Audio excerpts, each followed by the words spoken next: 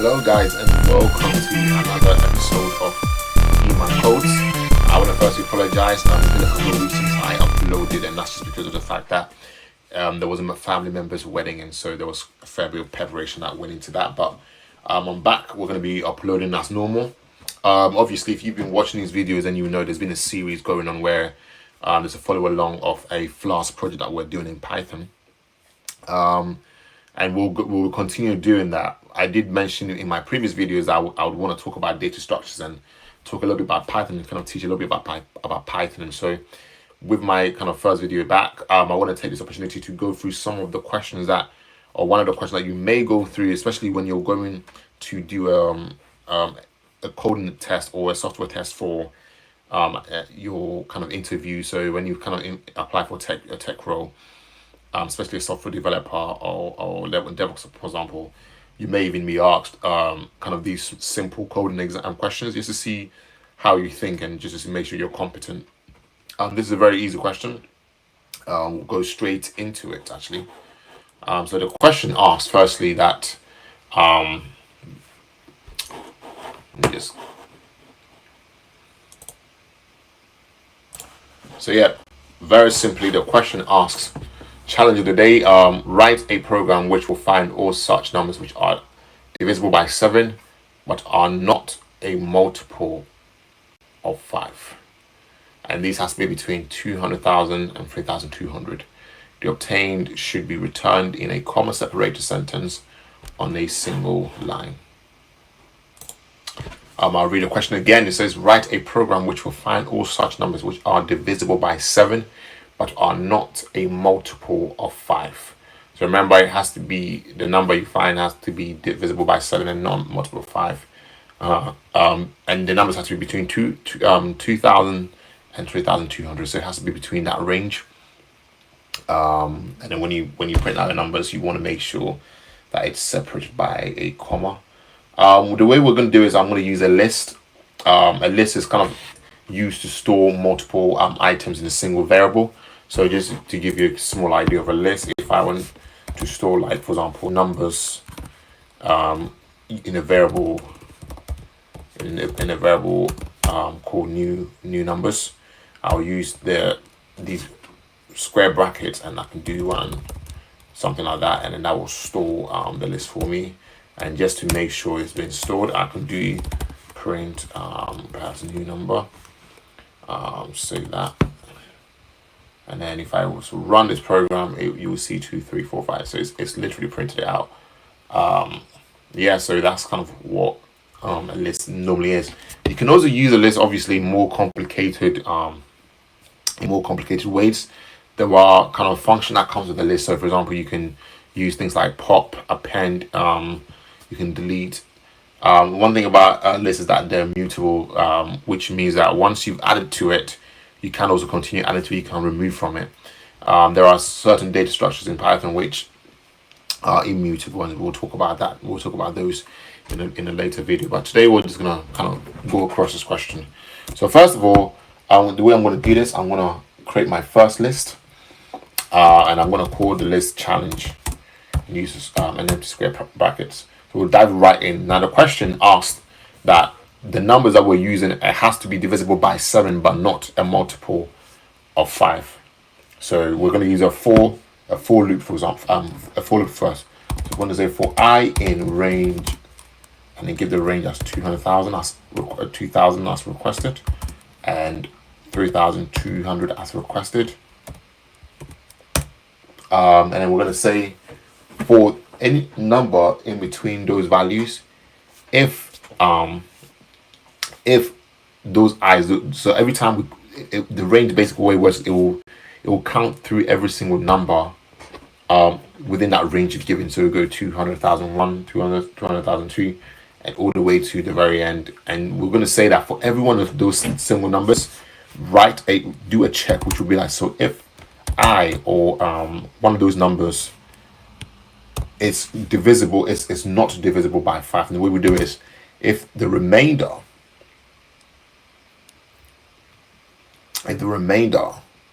is does not equal 0. So the way the way you're thinking about this is that if, for example, you did, I don't know, like 2,620, 2,623, for example, and you divided it by 5, the remainder is not going to be 0 because you're going to get some decimals afterwards. So the way we're checking is that if the remainder, when you divide a number by 5, is not 0, then you can go ahead and continue within these conditions. And if it's not 0, then we can go ahead and go and say, and if that same number, when you divide it by 7, right, and that remainder equals 0, then what we want to do is we want to then add that value to our challenge here, which is the list that we're using. So then you want to do challenge dot append, and then once you got that, then you square normal brackets, you want to append I, and yeah, and then just to make sure it all works, we can do print challenge. We can do print challenge, save that, and just to make sure it works, we should see a bunch of numbers here.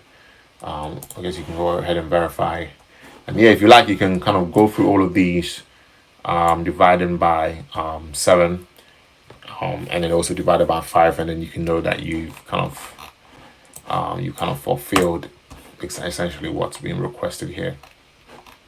We can actually extend this particular question and make it even more adaptable, in the sense that rather than inputting the numbers at the beginning of the range, we can say, for example, we can put this whole thing in a function. And how would we do that? For example, let's just create a function, and we'll call this function between numbers, and it will take 2 arguments. It will take an argument m, and it will take an argument v, and then we'll say, so for I in range, and then in that range we can say for I in range m and v as stated. So for I in range, the arguments that we'll receive, what we'll do is, if I divided by 5, equals 0, does not equal 0, pass,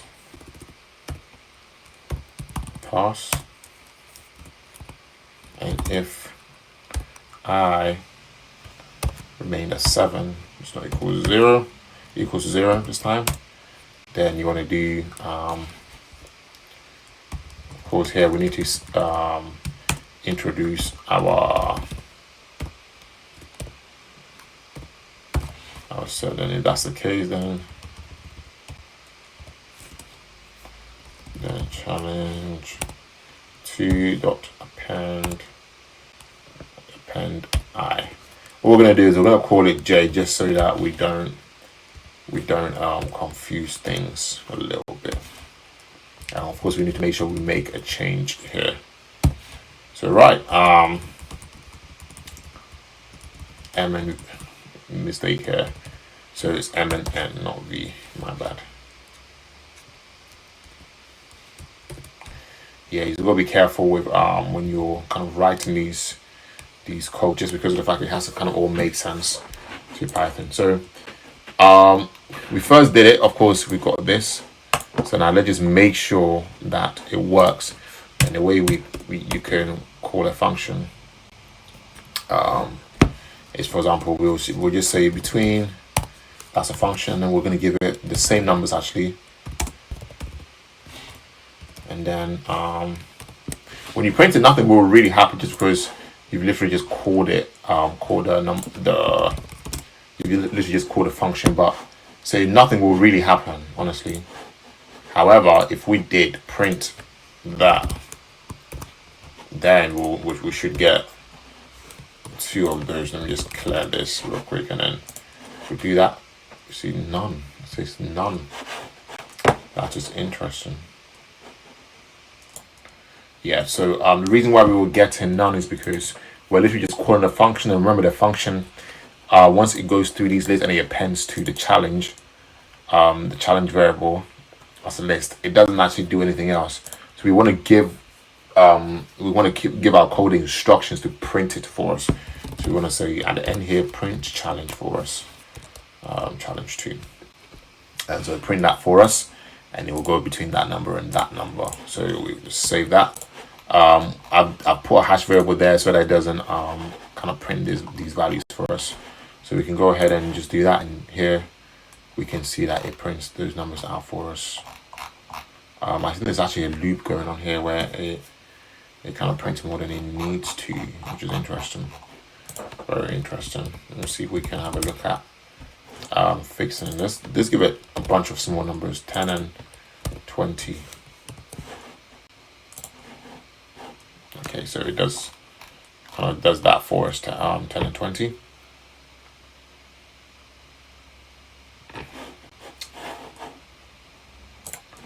Yeah, so there wasn't actually a loop going on here. What's actually happened is that when I run the function, yeah, this is one thing about software you have to really be careful of, and I'm glad that we could actually see that here. So I made a mistake here. Instead of using J as what I'm going through, I've used I here, which of course, because it's used here, it hasn't actually brought up any issues just because of the fact that it's taken it from here.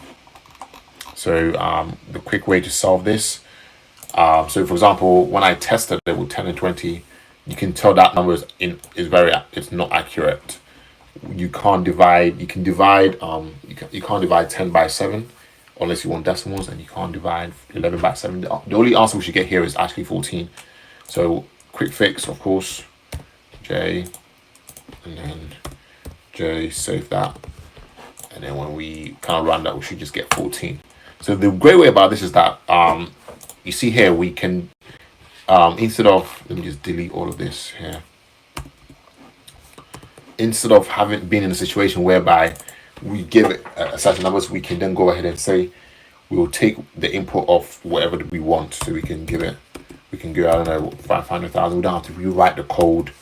We don't have to do anything such as anything extra. It just gives us the ability to adapt our code. And the reason why this is so important here is because, for example, if you thought about this in a wider context, if you created an application like a website, and you said you come to my website and type in 2 numbers of your choice, and I'll be able to tell you if it's divisible by 7 and it's not divisible by 5, and you can have this as the brains, as the logic of your application, and that does in the background, and once the person prints it in, it will literally just print all of that and send that to them.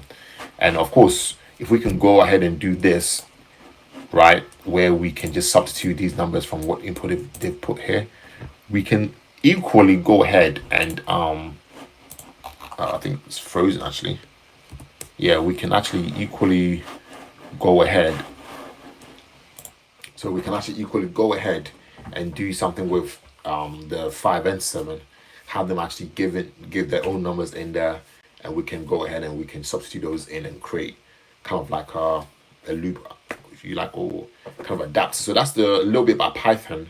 You can always kind of think outside the box, see what you can or can't do, and then kind of work with it. But yeah, I really hope you enjoyed this tutorial. Obviously, we showed it first in the easier version, and then you saw how we can adapt that into a function. We can also adapt this into a class and call it and actually call the instance the object of that class. Yeah, and then these are kind of things that we can actually do. We'll talk about classes kind of a bit further on. But I hope you enjoyed it. We'll see you in the next video. In the next video, we'll continue with the Flash projects, but I will make a habit of kind of going through some of these LeetCode questions, just so that for those who are preparing for kind of interviews or things like that, you have something to work against. Thank you very much, and thank you for another video of Enoch Post.